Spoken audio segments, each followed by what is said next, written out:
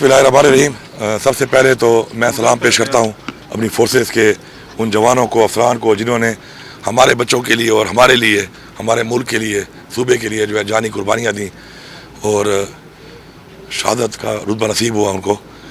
ساتھ ساتھ ہمیں فخر بھی ہے اس بات کے اوپر کہ ماشاءاللہ ہمارے جو افسران ہیں، جس طرح اعجاز شہید صاحب DPO خود فرنٹ لائن پہ اپنے جوانوں کے ساتھ فرنٹ پہ مقابلہ کر رہے تھے، دہشت گردی کا مقابلہ کر رہے تھے، تو یہ ہماری فخر کی بات ہے۔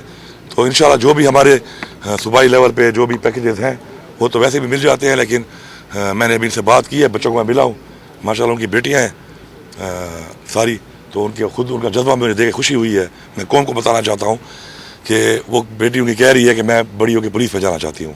تو یہ بیسیکلی ہماری قوم کی ایک بڑی قوم ایسی ہی بنتی ہیں کہ جب ایسے لوگ ایسی تعلیم، ایسا شعور دیتے ہیں اپنے بچوں کو کہ اپنے والد کے شہید ہونے کے بعد اس کی بھی خواہش ہے کہ میں بھی اپنے ملک کی خدمت کروں۔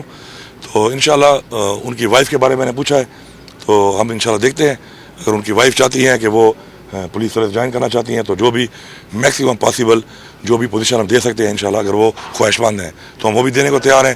بچوں کی جو پالیسی ہے ایک ایج کے بعد وہ بھی موجود ہے انشاءاللہ، وہ بھی ان کو ملے گی۔ باقی ہم اپنی فورس کے ساتھ کھڑے ہیں انشاءاللہ، ہر دم کھڑے ہیں، ہم سلامی پیش کرتے ہیں ان کو، انشاءاللہ ہم سے جو پاسبل ہوگا ان کے لیے، ان کے بچوں کے لیے، یہ ہمارا فرض بنتا ہے، کوئی یہ احسان نہیں ہے، یہ فرض ہے، اور یہ فرض ہمیں اتارنا چاہیے بحیثیت حکومت بھی، بحیثیت ایک پاکستانی بھی۔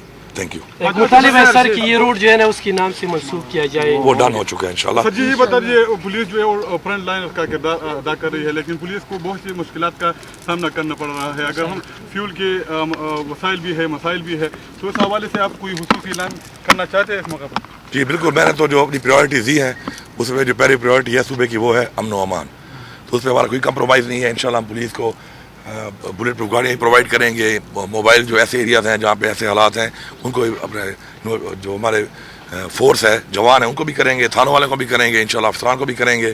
ساتھ ساتھ جو آپ کہہ رہے ہیں کہ فنڈس کے حوالے سے تو ہماری پریورٹی جب امن و امان ہے تو جو بھی ان کو ضروریات ہیں فنڈس کی انشاءاللہ پریورٹی پہ پہلے وہ ہوگی۔ اس کے بعد ہماری پریورٹی ہے ویلفیئر، لوگوں کو جو اس وقت معاشی حالات ہیں، جو غربت کے خاتمے کے لیے، روزگار کے لیے، ہم وہ پریورٹی 2 ہے ہمارا، اور اس کے بعد یہ ڈیولپمنٹ اور باقی چیزیں میں نے پریورٹی 3 پہ رکھی ہیں، کیونکہ امن و امان کے بغیر ترقی ممکن نہیں ہے، روزگار کے بغیر خوشحالی ممکن نہیں ہے، اور باقی جو انفراسٹرکچر ہے، روڈز ہیں، اسٹرکچر ہیں تو بنتے رہتے ہیں انشاءاللہ، وہ بھی پھر ہوگا، لیکن پریورٹی 1 اور 2 انشاءاللہ یہی ہے۔ صاحب یہ بتائیے کہ پولیس ایک طرف یہ تضاد نہیں ہے پولیس؟ آپ کا چینل کون سا ہے؟ جی چینل کون سا ہے آپ کا؟ TNN۔ اچھا، ہاں بات یہ ہے کہ جی میں نے دھمکی نہیں دی، اصلاح کی بات کی ہے۔ اصلاح میں نے یہ کی ہے کہ اصلاح کی بات یہ ہے کہ ابھی تک میں نے یہ کہا کہ ہم کسی انتقامی کارروائی نہیں چاہتے، لیکن اصلاح ضروری ہے۔